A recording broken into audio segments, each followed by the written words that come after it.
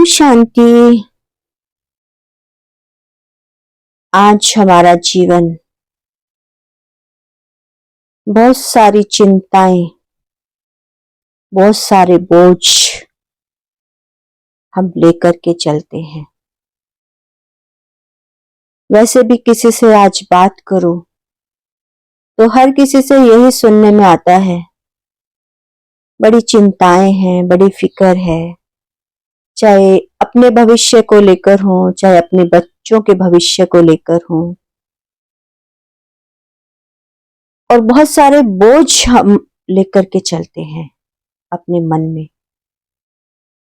क्या कभी हमने सोचा है इतनी चिंता और फिक्र वाला जीवन, क्या इतनी चिंता और फिक्र वाले जीवन का भविष्य क्या सुखद हो सकता है? जब हमारा वर्तमान ही सुखद नहीं है तो हमारा भविष्य कैसे सुखद होगा? छोटा सा एग्जाम्पल लेते हैं। एक गिलास है, गिलास में पानी है, आप उसे पकड़े हुए हो। कितनी देर पकड़ के रह सकते हैं? 10 मिनट, 15 मिनट, आधा घंटा। आधे घंटे के बाद थोड़ा सा हाथ दुखेगा, 1 घंटा और ज्यादा हाथ दुखने लगेगा, 2 घंटे हाथ दर्द करने लगेगा। मतलब जितना समय पीरियड उसका बढ़ाते जाएंगे उतनी तकलीफ हमारी बढ़ती चली जाएगी। हमारी आत्मा के ऊपर कितनी बोझ है, कितना बोझ लेकर के हम चलते हैं। घंटों में नहीं चलते, दिनों, महीनों, सालों में चलते हैं। कोई भी बात को हम इतना पकड़ लेते हैं उसे हम सालों तक नहीं भूल पाते, तो उसका प्रभाव हमारी आत्मा पर कितना पड़ता होगा। ऐसे ही चिंता, किसी चीज की चिंता करते हैं हम। चिंता कहते चिता के समान है। चिंता अंदर ही अंदर हमें खोखला कर देती है, सब जानते हैं फिर भी करते हैं। और फिर कोई कहते भाई चिंता करना लाजमी है, तो समझ लिए ठीक है, चिंता करना लाजमी है। तो चिंता करने से क्या उस बात का सॉल्यूशन हो जाता है, निदान मिल जाता है? जिस बात की हम चिंता कर रहे हैं, चिंता करने से वो बात सॉल्व हो जाती है? शायद नहीं, और बढ़ जाती है। चिंता के साथ साथ और अनेक बीमारियां हम अपने अंदर घर कर लेते हैं। तो चिंता ने समाधान नहीं किया, समस्याओं को बढ़ा दिया। तो इस चिंता और बोझ को कैसे कम करें? तो उसका उदाहरण शायद आप सबके घर में होगा, आपके पास उसका उदाहरण प्रत्यक्ष रूप में होगा। कैसे? जैसे मान लीजिए आप बड़े हैं तो आपके बच्चे आप पर डिपेंड हैं। बच्चा जितना इनोसेंट है, मासूम है, छोटा है, उतना ही बेफिक्र है, बोझ से रहित है। छोटा बच्चा है, उसकी फिक्र वो खुद नहीं करता, माँ बाप करते हैं। बच्चे ने खाना नहीं खाया, बच्चा फिक्र नहीं करता मैंने खाना नहीं खाया, माँ करती है। बच्चे को स्कूल जाना है, सवेरे उठना है, टिफिन तैयार करना है, स्कूल भेजना है, बच्चा चिंता नहीं करता, माँ करती है। पेरेंट्स करते हैं, बड़े लोग करते हैं। होमवर्क नहीं किया, होमवर्क कराना है, इस बात की चिंता भी पेरेंट्स करते हैं। तो बच्चा चिंता क्यों नहीं कर रहा? क्योंकि वो आप पर डिपेंड है, उसकी चिंता करने वाले आप हैं। जिस दिन आप उसकी चिंता करना छोड़ देंगे,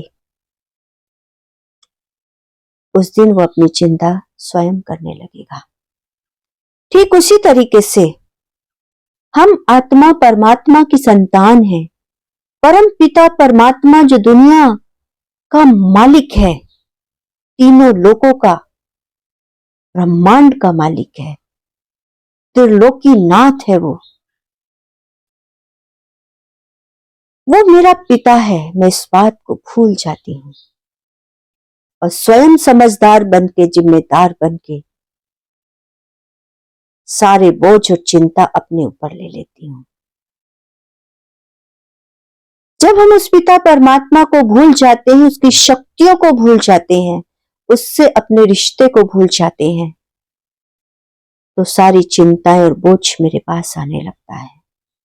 और जब मुझे इस बात का एहसास होता है कि करण करावन हार तो परम पिता शिव परमात्मा, वो मेरा पिता है, बहुत नजदीक का संबंध है मेरा उसके साथ। मैं आत्मा परमात्मा की संतान हूं, मेरा रिस्पॉन्सिबल परम पिता शिव परमात्मा है। जब कोई माँ बाप अपने बच्चे का अहित नहीं करते तो पिता परमात्मा मेरा अहित कैसे होने देगा। लेकिन कभी कभी ऐसा होता है कि हम वर्तमान को देख करके, कुछ समस्याओं को, परिस्थितियों को देख करके विचलित हो जाते हैं, लेकिन भविष्य के गर्त में उसमें क्या राज छिपा है वो तो परमात्मा ही जानता है। कहते हैं ना, मेरे लिए क्या अच्छा है, कब कौन सी चीज मुझे देनी है वो जानता है, लेकिन मेरी ख्वाहिशें वो आज पैदा हो जाती है और मुझे आज ही चाहिए होता है। लेकिन पिता परमात्मा को पता होता है कि इसे कब देना है और कितना देना है। वास्तव में जब हम पूरे डिपेंड हम उस पर हो जाते हैं तो मेरी लाइफ चिंता मुक्त और बोझ मुक्त बन जाती है। कहते हैं ना, जब मेरा मेरा करते हैं, मैं, मेरा मेरा काम, मेरा परिवार, मेरा घर, मेरे बच्चे, मेरा बिजनेस, मेरा मेरा मेरा मेरा, तो ये मेरा मेरा मुझे क्या कर देगा, मरा मरा कर देगा।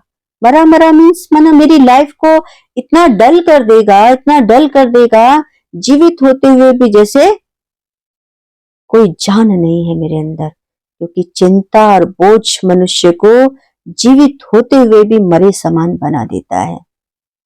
और जब हमने तेरा तेरा तेरा तेरा तेरा तेरा करना शुरू कर दिया तो वो तारणहार मुझे इस विषय वैतरणी नदी से पार करा देगा। वो खेवैया बन मेरी नाव को पार लगा देगा। लेकिन अपनी पतवार तो उसके हाथों में देनी पड़ेगी ना हमें। लेकिन हम क्या करते हैं, पतवार भी मेरे हाथों में होनी चाहिए, ये भी मेरा, और वो सब काम करता रहे। ऐसा नहीं है। जब एक इंसान दूसरे इंसान को देखता है ये मेरे लिए बहुत समर्पित है, तो उसके मन में भी भाव पैदा आ जाता है उसके डेडिकेशन को देखकर। लेकिन जब उसे लगता है कि केवल दिखावा मात्र है, अपने फायदे के लिए है, अपने फायदे के लिए मुझे इस तरीके से मैनिपुलेट कर रहे हैं, इस तरीके से मुझे दिखा रहे हैं, समर्पित होने का ढोंग कर रहे हैं, आप जब उसकी क्लेवरनेस को पहचान जाते हैं, उसकी चतुराई को पहचान जाते हैं, तो आप भी सतर्क हो जाते हैं। भगवान भोलानाथ है, भोलों का भगवान है।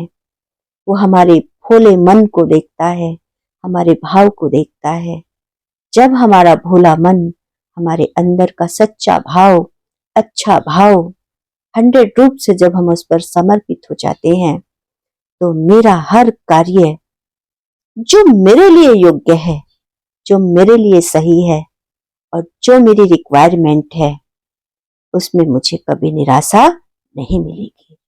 इसीलिए उस परम पिता परमात्मा को अपनी फिकर, अपना बोझ सौंप कर तो देखो, वो आपकी नैया को पार न लगा दे, आपको निश्चिंत न बना दे, आपको बेफिक्र न बना दे, तो कहना, कहते हैं ना, सब सौंप दो प्यारे प्रभु को, जीवन सरल हो जाएगा।